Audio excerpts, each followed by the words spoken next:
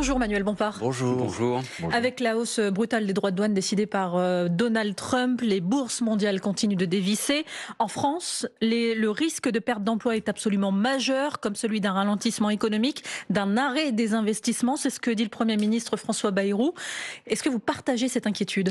Évidemment, les décisions unilatérales de Donald Trump sont à un moment de rupture qui va avoir des conséquences extrêmement graves. C'est toute la politique qui a été mise en place à l'échelle mondiale depuis plus de 50 ans, en vérité, depuis la fin des années 70, début des années 80, qui se retrouve complètement pris à contre-pied et avec un impact qui risque évidemment d'être un impact déflagrateur avec des possibilités, y compris d'une crise financière. On le voit aujourd'hui dans l'évolution des cours de bourse. Je pense que ce qui est important de dire aussi, c'est que par ces décisions, Donald Trump se tire aussi une balle dans son propre pied et que les conséquences de ces décisions, y compris sur l'économie américaine, risquent d'être également désastreuses, avec des risques en particulier d'inflation. Face à cette situation, forcément, la question qu'on se pose, c'est qu'est-ce qu'on fait ? Quelle réaction ? D'abord, je pense qu'il faut prendre conscience de l'importance et de la gravité du moment. Et ensuite, je pense qu'il n'y aurait pas de plus mauvaise réponse qu'une réponse qui est une réponse pas ciblée, pas intelligente et qui serait une réponse globale, un peu à la manière de ce que Donald Trump a fait lui-même. Moi, je crois que l'idée de prendre comme mesure de réponse ou de rétorsion la question des services numériques me paraît être évidemment une piste intéressante. C'est une piste qui a été mise sur la table par le gouvernement. Oui, si pour une fois le gouvernement a une piste qui n'est pas une piste négative, maintenant j'attends de voir si ça se réalise ou pas, parce que je vois bien qu'il y a aussi des réticences à l'échelle européenne. Mais évidemment, les États-Unis d'Amérique sont aujourd'hui exportateurs en termes de services et on connaît les liens entre l'administration américaine et les géants du numérique. Et donc évidemment, ce serait une réponse qui aurait un impact plus important qu'une réponse pas réfléchie qui, elle, pourrait nous attaquer notre propre économie. Parmi les ripostes, Emmanuel Macron a appelé les entreprises françaises à ne plus investir aux États-Unis. Est-ce que ça fait partie des bonnes réponses ou alors il a carrément perdu son sang-froid ? Non, je pense que ça peut faire partie des bonnes réponses, mais à un moment, il faut être un peu cohérent. Si vous voulez, quand le gouvernement français, il y a quelques mois, par exemple, après la catastrophe qu'a connue Mayotte, en appelle à Starlink, ou quand Elon Musk. Quand le ministère de l'Éducation nationale en France passe un contrat avec Microsoft, à un moment, je pense que ça, c'était avant les droits de douane. Non mais d'accord, mais on casse le contrat là. Enfin, vous voyez, je trouve que il faudrait que le gouvernement français soit un peu exemplaire. Et y compris, c'est pourquoi je pense que c'est une mesure de réponse qui est une réponse intelligente de s'attaquer aux services numériques. C'est parce que, par ailleurs, ça serait la possibilité pour la France et l'Union européenne en particulier de développer sa souveraineté dans ce domaine. Et on a besoin de développer notre souveraineté dans ce domaine. Et ça fait malheureusement depuis des années et des années que nous le disons et que malheureusement le gouvernement français continue à prendre des décisions qui nous lient aux intérêts américains sur ce sujet aussi. Vous parlez de souveraineté. La réponse, elle passe nécessairement par le cadre de l'Union européenne ou échelle de la France ? Évidemment que tout ce qu'on peut faire à une échelle plus large et va dans le bon sens. Mais la crainte, si vous voulez, c'est que le cadre européen soit aujourd'hui un peu paralysé par des intérêts qui sont des intérêts antagonistes, puisque chaque pays regarde quel va être l'impact des mesures qui sont prises sur ses propres exportations. Donc s'il est possible d'avoir des réponses à l'échelle européenne, évidemment qu'il faut des réponses à l'échelle européenne. Mais il faut être en capacité aussi en France de pouvoir prendre des décisions en attendant que ces décisions européennes puissent être possibles. On entendait ce matin sur France Info des Français de plus en plus nombreux qui boycottent les produits américains. Est-ce que c'est la bonne réponse ? D'ailleurs, est-ce que vous boycottez les produits américains ? Pourquoi pas. Moi, je pense qu'il y a aussi évidemment une réponse qui est une réponse citoyenne. Je crois que c'est du type de mesure qui a été pris par exemple au Canada. Et je pense qu'il faut, en tout cas... Vous les incitez, vous les Français, à boycotter les produits américains ? En tout cas, oui, pourquoi pas. Je les incite pas à ne pas le faire. Voilà, franchement, je pense que il faut que l'administration américaine, évidemment, ait un impact négatif dans les mesures qu'elle prend aujourd'hui. On peut pas laisser faire comme ça et donner l'impression que c'est pas grave et qu'on va continuer à discuter comme ça. Moi, je dis juste vigilance sur les mesures de rétorsion qu'on met en place pour pas se tirer une balle dans notre propre pied. Un dimanche politique, Manuel Bompard, battle de meeting ce week-end. Une partie de la gauche, place de la République, les macronistes à Saint-Denis et le RN, place Vauban à Paris. Marine Le Pen qui a tenu à envoyer un message simple aux Français. Comme vous, mes amis, nous sommes de ceux qui ne se résignent pas, qui ne s'inclinent pas, qui n'abdiquent pas. Et que chacun soit rassuré, Je ne lâcherai rien. Vous saluez sa détermination ? Non, je trouve ça incroyable. C'est-à-dire que depuis le début de la semaine dernière, Marine Le Pen et le Rassemblement national essayent de se faire passer pour des victimes, alors qu'il y a une décision de justice qui les a reconnus coupables. Et qu'on parle de détournement de fonds publics, qu'on parle manifestement, pour dire quand même la gravité de ce dont on est en train de parler, d'assistants qui étaient censés travailler au Parlement européen et qui n'avaient même pas connaissance du député avec lequel ils étaient censés travailler. Je pense que tout le monde a vu cette... c'est quand même édifiant. Vous avez une pièce d'un aujourd'hui député national, Monsieur Odoul, qui demande s'il peut faire la connaissance du député européen pour lequel il est censé travailler 3 mois après. Elle continue de parler de décision politique quand elle évoque sa condamnation, moi, je vous dis, de persécution des opposants, de criminalisation. Moi, je n'accepterai pas le discours de Madame Le Pen qui essaye de se faire passer pour une victime alors qu'elle s'est rendue coupable de faits qui sont des faits extrêmement graves. Maintenant, il y a une procédure d'appel puisqu'elle a fait appel. On a appris la semaine dernière que cet appel va avoir lieu l'année prochaine.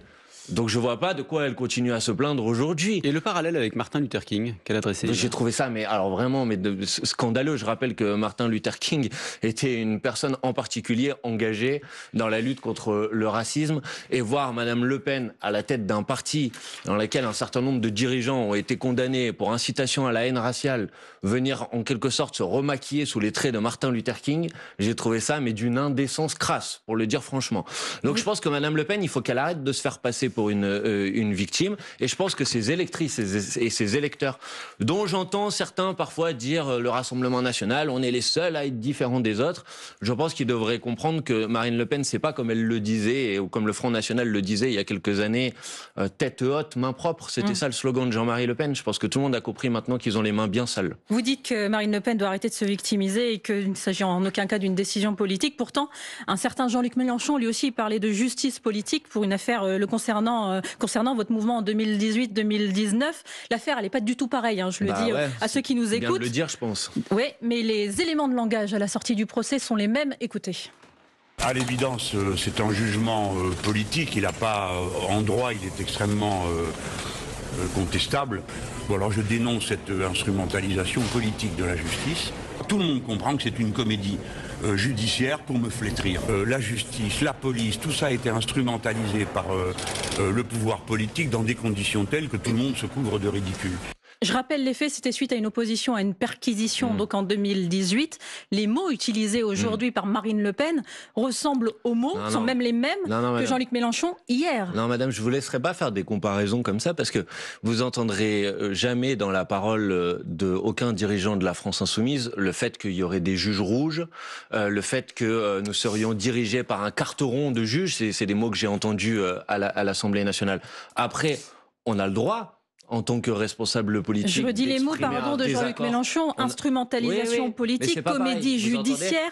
On a entendu aussi face à des policiers, Jean-Luc Mélenchon dire la République c'est moi. Mais attendez, excusez-moi, j'ai pas très bien compris. La semaine dernière, c'est Jean-Luc Mélenchon qui a été condamné par la justice. Non, je vous parle de la rhétorique qui est donnée après un procès. Non mais attendez, et que ce soit Marine Le Pen ou Jean-Luc Mélenchon, les mots sont les mêmes. Après non, les mots ne sont pas les mêmes, et je vous en ai fait la démonstration. Maintenant, madame, moi je vais être très clair. On a le droit de ne pas être en accord avec une décision de justice. Personne ne peut...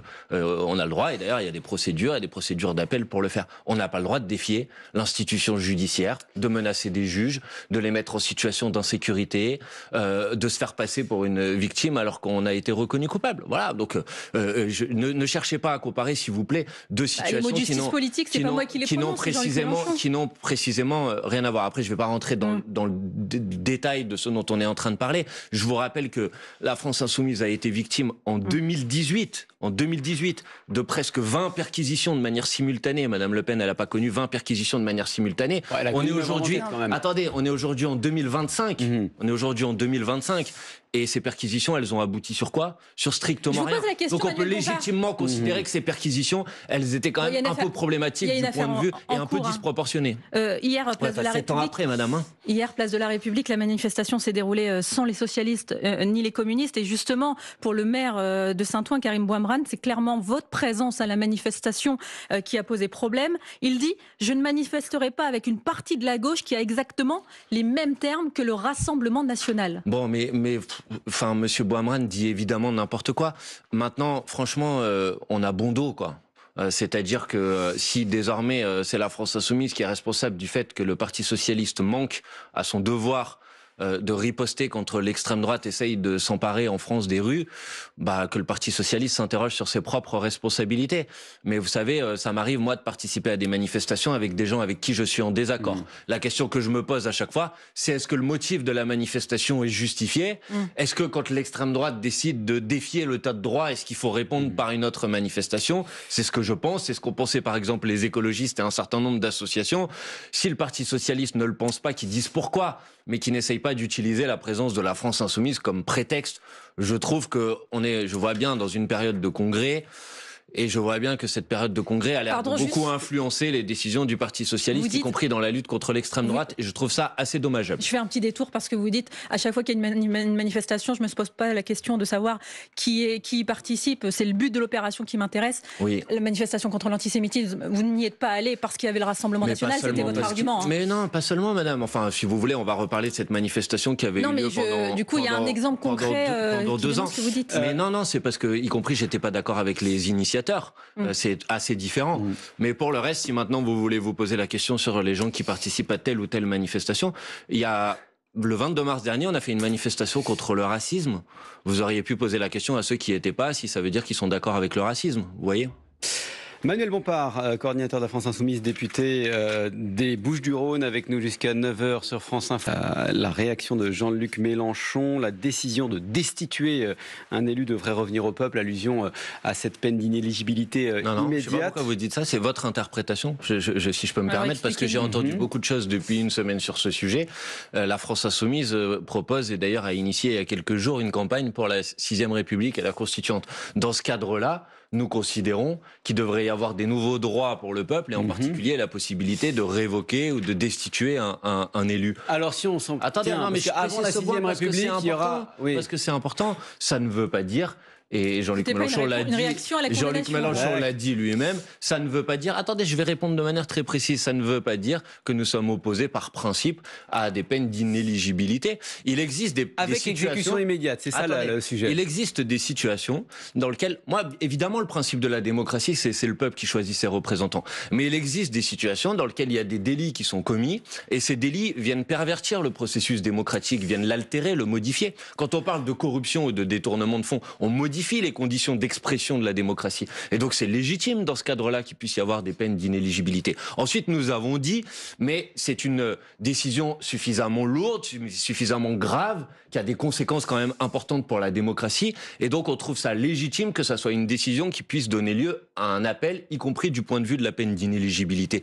D'un certain point de vue, cette exigence, elle est satisfaite aujourd'hui, puisqu'il va y avoir un appel dans 1 an. Donc c'est pourquoi je ne comprends pas pourquoi Madame Le Pen continue à se plaindre sur ce sujet. Donc, et d'ailleurs, je pense qu'elle est assez isolée. Manuel Bompard, par rapport à ce que vous dites. Non, pas du tout. Il n'y a aucun bouger. Non, je ne vous permets pas de dire ça. C'était moins clair la semaine dernière. Mais vous ne m'avez pas interrogé. C'était moins clair. La France Insoumise. Non, c'est pas vrai. La France Insoumise, tous ses dirigeants ont dit exactement la même chose. Pour suivre cette logique du coup, la proposition de loi qui va arriver d'Éric Ciotti pour la suppression de cette exécution provisoire. C'est une plaisanterie, madame. Vous allez voter contre. Mais c'est une loi de confort. Enfin, moi, je fais pas des lois pour une loi Marine Le Pen, quoi. J'ai certainement pas l'intention de voter pour une loi Marine Le Pen. Mais je trouve quand même, ça serait intéressant de relever le paradoxe. C'est-à-dire que quand Monsieur Ciotti ou Madame Le Pen prennent la parole à l'Assemblée nationale sur la question de la justice, c'est en permanence pour alourdir les peines, pour mettre des peines automatiques, pour mettre des peines planchées, pour dénoncer le laxisme de la justice. Et là, la seule fois où ils vont proposer une loi pour en quelque sorte réduire l'ampleur des peines, c'est parce que ça arrange Madame Le Pen. Je pense quand même que tous les électrices et les électeurs, quelles que soient leurs étiquettes politiques, puisque vous interrogiez la cohérence des uns et des autres, là je pense qu'on pourrait les interroger. Et je pense qu'elle est assez isolée quand même, Marine Le Pen. La preuve, parce qu'on l'a pas dit, c'est quand même le rassemblement d'hier qui devait être une énorme démonstration de force pour montrer que Madame Le Pen a eu soutien populaire. Ça a quand même été un gros flop, il faut le dire à un moment, parce que globalement il n'y avait pas beaucoup de monde dans la rue hier dans les 3 manifestations. Mais c'est pas vrai, monsieur. quelques milliers à chaque fois. Voilà. Ouais, d'accord, mais c'est pas tout à fait la même chose pour une manifestation qui est appelée depuis une semaine avec les bus du Rassemblement national pour essayer de faire une grande démonstration de force, et pour une réponse qui a été appelée par nous, les Insoumis, les écologistes et d'autres, pour quelques jours. Le 12 avril, à l'appel de la CGT. Moi, je vais participer. Il va y avoir d'autres initiatives, évidemment. Moi, je trouve qu'elles vont dans le bon sens. Mais la prochaine date importante, je la mets sur la table aujourd'hui, ça va être la date du 1er mai. Et moi, j'appelle à ce qu'il y ait des centaines de milliers de personnes dans la rue le 1er mai. Je pense que ça sera la réponse la plus forte et la plus puissante, y compris à l'extrême droite. Manuel Bompard, on souhaitait vous entendre ce matin également sur cette enquête ouverte après l'interruption d'un cours à l'université Lumière Lyon 2. C'était la semaine dernière. Le maître de conférence Fabrice Balanche qui a dû quitter son cours. Plusieurs personnes encagoulées l'ont pris à partie en criant sioniste, raciste dans l'amphithéâtre. Lui explique que c'est parce qu'il s'était opposé à l'organisation d'une rupture du jeûne du Ramadan sur le campus. Les étudiants, eux, disent avoir voulu dénoncer des discours racistes, génocidaires, disent-ils même, de ce professeur au sujet de la guerre entre Israël et le Hamas. Voilà pour les faits. Le ministère a décidé de se joindre au professeur. En tout cas, il considère que la plainte est justifiée. À qui donnez-vous raison dans cette affaire ? Écoutez, moi, je suis pas la justice. Donc, vous l'avez dit, il y a différentes versions manifestement qui s'opposent. Vous dites qu'il va y avoir une enquête. On verra quelle va être la conclusion de cette enquête. Ensuite, moi, j'ai des principes simples. Évidemment qu'on a le droit d'exprimer des préoccupations politiques. Évidemment que ça ne doit jamais se faire par la violence, quel que soit le sujet, quelle que soit la situation et quelles que soient les circonstances. L'interruption d'un cours, c'est de la violence ? Je sais pas, vous parlez de gens qui, selon la version de ce professeur, auraient été... Il y a les images aussi, auraient été cagoulés à l'intérieur d'un amphi. Bon, je crois qu'on ne vient pas cagouler à l'intérieur d'un amphi, de manière générale. Maintenant, je voudrais dire, parce que je vois bien que dès qu'il y a un sujet, une action qui concerne la situation au Proche-Orient, on essaye immédiatement de faire passer l'ensemble des personnes qui se mobilisent pour la paix pour des gens violents. C'est pas du tout le cas. Il y a des manifestations depuis des mois et des mois sur ce sujet. Il y a une préoccupation qui est tout à fait légitime sur ce sujet. Et c'est une préoccupation qu'il faudrait arrêter de criminaliser en permanence. Parce que, en l'occurrence, cette protestation, elle concerne une situation à Gaza qui est une situation insupportable. Et c'est quand même normal et légitime qu'il y ait des millions de personnes en France qui soient indignées par ce qu'il se passe. Là, on parle d'une interruption de cours avec effectivement évidemment, des gens... mais vous avez entendu, j'ai fait la part des choses. Justement, le Proche-Orient, Benyamin Netanyahou rencontre Donald Trump aujourd'hui à la Maison-Blanche. Tout cela alors qu'Israël a intensifié ses opérations à Gaza ce week-end et que les menaces de bombardement sur l'Iran s'intensifient aussi. Emmanuel Macron est au Caire aujourd'hui et demain au plus proche de Gaza. Ça peut servir à quoi ce déplacement ? Qu'est-ce qu'il doit faire ? Il doit enfin prendre des décisions en fait, parce que ça fait depuis 2 ans que Emmanuel Macron il parle. D'ailleurs, il vogue, il navigue d'une position à l'autre. D'ailleurs, et il est illisible et on comprend à peu près rien à ce qu'il a à dire sur ce sujet. Mais il y a quand même des décisions très simples que l'on peut prendre. Comme quoi ? La reconnaissance de l'État de Palestine, c'est une décision qu'a pris par exemple l'Espagne il y a quelques mois. C'est une décision qui pèse dans le rapport de force. Le fait de décréter un embargo sur les livraisons d'armes, c'est une décision qui pèse sur la situation. Le fait, par exemple, d'infliger et de se mobiliser à l'échelle européenne pour infliger des sanctions contre le gouvernement de M. Netanyahou, c'est une décision qui pèse. Donc, pourquoi on fait rien ? Je veux dire, l'Union européenne a été capable d'infliger des sanctions contre Vladimir Poutine immédiatement.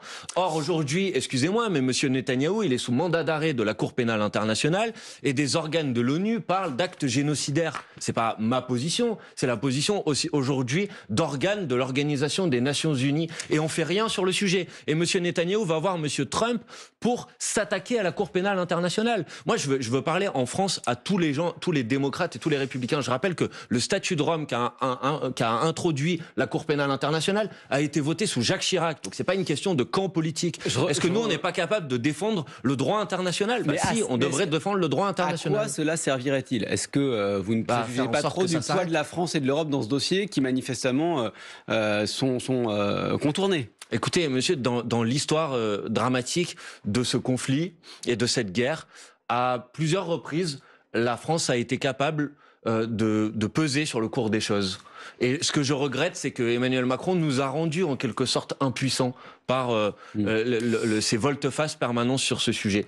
Donc la France, elle devrait prendre la tête du camp de la paix. Elle devrait dire, on n'accepte pas cette situation, parce que malheureusement... Oui, il l'a dit plusieurs fois. Hein, oui, mais il faut prendre des décisions à un moment, si vous voulez. Vous pouvez pas juste parler, il faut prendre des... Non, mais c'est pas suffisant, madame. Quelle est une seule décision qui a été prise aujourd'hui par le gouvernement de François Bayrou ou par Emmanuel Macron pour peser sur le cours des choses et faire en sorte que ces massacres s'arrêtent? Parce que malheureusement, on est déjà à plusieurs dizaines de milliers de morts, et dans les choses dans lesquelles les choses vont, aujourd'hui, si vous entendez les discours, y compris d'un certain nombre de ministres du gouvernement d'extrême droite de M. Netanyahou, on parle d'un projet de nettoyage ethnique de la bande de Gaza. On ne peut pas laisser faire ça sans réaction. Si monsieur, faites pas la moue. Écoutez les propos de monsieur Smotrich, écoutez les propos. Non, vous faisiez un peu la moue. Pas du tout, j'étais en train de. Les propos qui ont été. Ah, pardon, alors j'ai mal interprété votre. Et en plus, ça concerne votre réaction. Ah oui, bien sûr, je pense que vous avez mal interprété. À un an des municipales. Mais vous êtes d'accord, il y a eu des propos qui sont des propos qui s'apparentent quasiment à des projets de nettoyage ethnique. J'ai une question à vous poser qui concerne Marseille. On est obligé de passer à un autre sujet. On est à un an des municipales, moins d'un an, et la loi dite PLM, comme Paris, Lyon, Marseille, arrive à l'Assemblée. Il s'agit de mettre fin à une exception. Paris, Lyon, Marseille, dans ces villes, les électeurs désignent les maires d'arrondissement. Le texte leur permettrait de voter directement pour le ou la maire. LFI votera pour ou contre? On est plutôt favorable, en tout cas à l'état actuel du texte, pour que les gens qui nous écoutent le comprennent. Et très rapidement, à Paris, Lyon ou Marseille, vous pouvez vous retrouver dans une situation où vous avez une liste qui gagne en nombre de voix, mais qui ne gagne pas en nombre de sièges. Peut-être certains se rappellent aux États-Unis quand il y avait une présidentielle, je crois que c'était Al Gore, le président, qui avait gagné en nombre de voix et qui n'avait pas gagné en nombre de sièges. Bon, évidemment, c'est un problème démocratique. La liste qui gagne en nombre de voix sur la ville, c'est la liste qui doit diriger la ville à l'issue des élections municipales. Donc nous, on est plutôt favorable à ce texte de loi. Après, on va voir quels sont les amendements. On parle d'une prime majoritaire à 25% à l'échelle de la ville. C'est un mode de scrutin qui est plus démocratique. Donc c'est plutôt quelque chose qui nous convient. Et modifier la loi comme ça à un an d'un scrutin, c'est normal? C'est sûr que moi, personnellement, j'aurais préféré que cette décision puisse être prise avant. Mais je pense que si ça se fait assez rapidement, on est encore dans un temps qui permet ensuite à tout le monde de se préparer. Franchement, je vois bien que sur ce sujet, tout le monde a l'air de se positionner en fonction de ses intérêts politiciens. Pardonnez-moi d'essayer de me positionner en fonction de l'idée que je me fais de la démocratie, et que dans ces villes-là, une personne, ça doit peser une voix, quel que soit le secteur ou l'arrondissement dans lequel elle habite. L'Algérie et la France renouent le dialogue. Manuel Bompard, après des mois de crise. Jean-Noël Barrot, le ministre des Affaires étrangères, était hier à Alger. Dans cette crise, vous dites quoi? Les torts sont partagés? Non, je dis d'abord, c'est une bonne chose qu'il y ait une volonté de désescalade. Et je veux quand même dire, parce que je sais qu'on passe un peu dans le commentaire médiatique d'une séquence à l'autre, mais que le ministre de l'Intérieur, M. Retailleau, qui, à longueur de plateau, est venu faire le shérif, bomber le torse en disant « vous allez voir, je vais faire plier l'Algérie et vous allez voir ce que vous allez voir », il n'a rien obtenu du tout. Et que c'est une méthode qui ne fonctionne pas. Et d'ailleurs, cette volonté de renouer le dialogue est un désaveu cinglant. Il y a quand même, c'est ce que nous disait un de vos collègues députés, Belkir Belhaddad, qui est député de Moselle, membre du groupe d'amitié France-Algérie, 7 personnes qui auraient obtenu des laissez-passer qui sont sous OQTF, obligation de quitter le territoire, 7 pour retourner en France. C'est ça le bilan de M. Retailleau. En tout cas, voilà.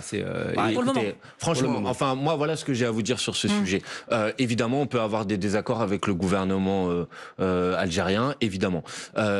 Mais la France, le peuple français et le peuple algérien ne sont pas des peuples ennemis ou adversaires, ce sont des peuples amis. Et moi, j'aspire à ce qu'on ait une relation avec l'Algérie qui soit une relation de coopération, d'amitié. Je vous rappelle qu'on a des binationaux, qu'on a des familles en commun, qu'on a une histoire parfois tragique, douloureuse en commun, et qu'il faut faire très attention à ce qu'on fait sur ce sujet. Et M. Retailleau, sur ce sujet, est un irresponsable. Et je suis satisfait aujourd'hui qu'il soit désavoué par cette volonté du président de la République et du ministre des Affaires étrangères. Manuel Bompard, pardon, on n'a pas trop de temps pour en parler, mais quand même, votre ancien camarade et toujours collègue de l'Assemblée nationale, François Ruffin, a annoncé hier qu'il était candidat à l'élection présidentielle de 2027. Il veut être le candidat de la gauche. Quelle est votre réaction? Mais écoutez, d'abord, je crois pas que c'était hier, je crois que c'était plutôt en début de semaine, mais François Ruffin a le droit de considérer qu'il doit être la personne qui va représenter tout le monde, mais malheureusement, je crois qu'il a pris des décisions ces dernières années qui sont des décisions plutôt de division et de fracture. Donc, quand on a pris des décisions de division et de fracture, prétendre vouloir rassembler tout le monde me paraît un peu fort de café. Mais pas seulement, parce qu'il a eu des propos qui étaient des propos extrêmement diviseurs, quoi. Et je ne pense pas que ce soit la bonne solution. Pour le reste, moi, je pense qu'il ne faut pas aborder l'élection présidentielle de 2027 par l'intermédiaire du casting, mais par l'intermédiaire des orientations politiques.